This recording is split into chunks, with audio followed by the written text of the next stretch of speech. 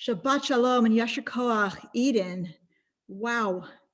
You've just taken on a question that some of the best minds in Jewish life have struggled with.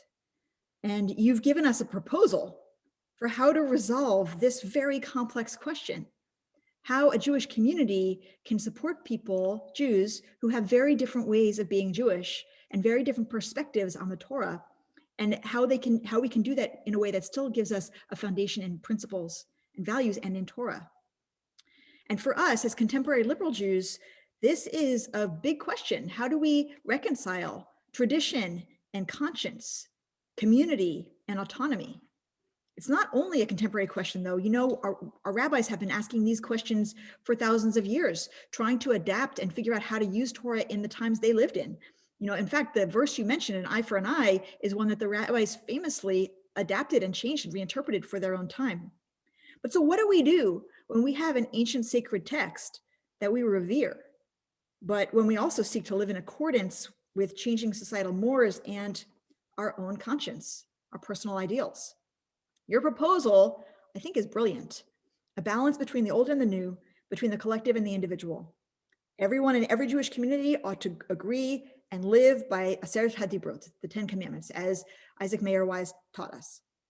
That's the baseline, you argue, the common denominator. And then each particular community can also choose its own element of paideia, as defined by Rabbi Rachel Adler, shared ideals. In your model, everyone would agree to follow the 10 Commandments and commit themselves in some way to community service.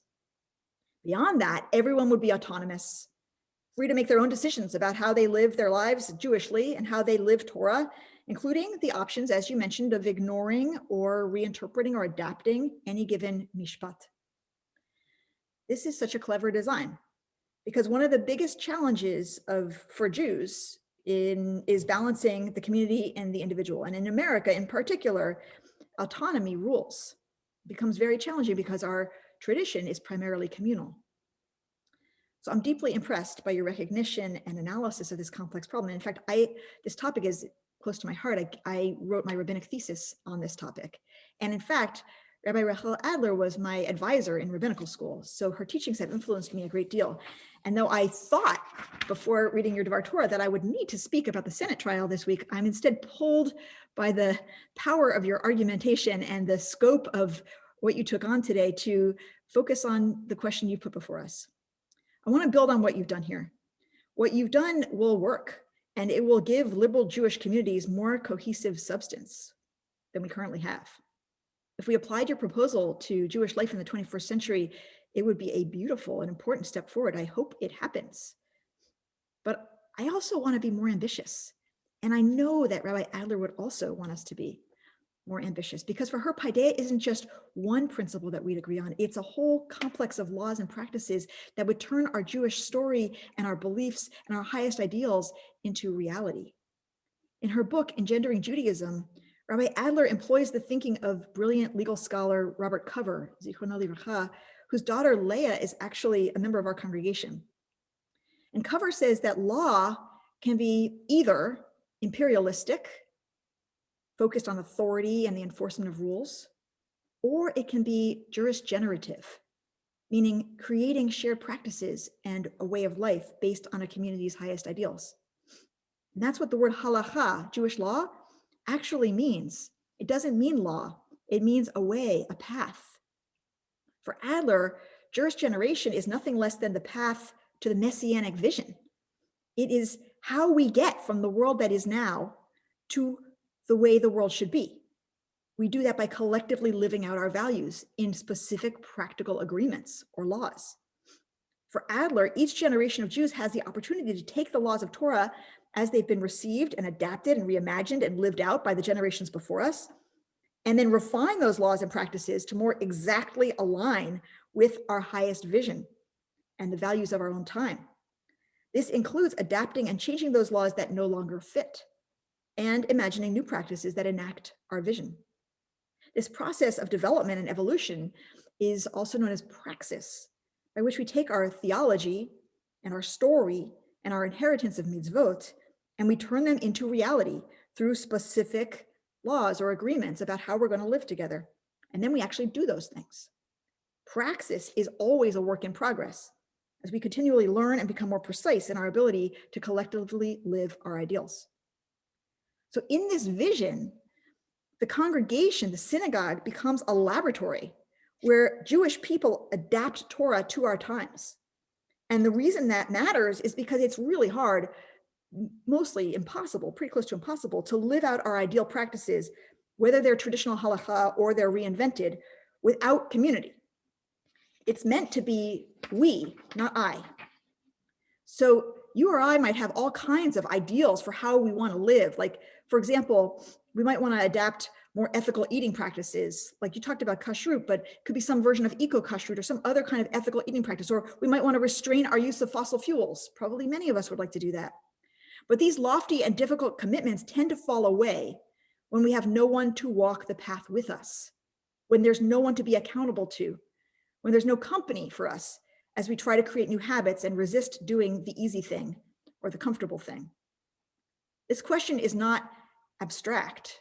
It might sound abstract, but it's not, it's urgent. Because we have to change how we live in the face of many existential crises of our time, like climate change, like deadly systemic racism and white supremacy, which is on trial right now, like a polarizing and crushing economy, like pernicious patriarchy. We've seen in the pandemic how much community and society shape individual behaviors that have life and death consequences. Just two more things to say about this. The first is that our parsha begins with the word ve'ele hamishpatim, and these are the mishpatim. And Rashi says that if the portion began just with the word ele, not ve'ele, the word ele means these, we know that we were beginning a new topic. But because it opens with ve'ele and these, the Torah is telling us that this long list of mishpatim, of rules, of laws, are not separate from our theophany, from our grand meeting with the source of life, which was in last week's parsha. That the lightning and the thunder and the fire and the smoke and the thrill of meeting God is one and the same with the follow-up, with the implementation of the vision, with the concretization of inspiration and feeling into real life practice, into law. The spiritual and the political, the divine and the human, the revelatory and the ordinary, the sublime and the mundane are not separate. Our way of life, the details of how we live, should have clear derivation from our transcendent calling. In fact, you read in Torah a continuation of that moment of meeting God, where more people had that chance to see God's face. The final thing to say is that the process is incremental. As you point out, Eden, the very first mishpatim, after we've been freed from slavery in Egypt, are laws about how we should treat our slaves. Stunning from a 21st century perspective. The assumption that we will be slaveholders as soon as we're freed from slavery ourselves, but also a step in the right direction. The people, our ancestors, lived in a world rife with slavery and could not imagine abolition at that point. But out of their experience of slavery to Pharaoh, their first rules were about limiting slavery. This is what jurisgenerative law looks like. All we can do is improve upon what we know within the limits of our imagination, hoping that the generations after us will improve upon our improvements, moving us incrementally, gradually, generation by generation, to the Messianic age. Eden, you've given us today a brilliant proposal for how to live in community with Torah. Let us do as you say. And then let's also imagine together how community can support us to live out our highest ideals together. Our very world may depend on it. Shabbat Shalom.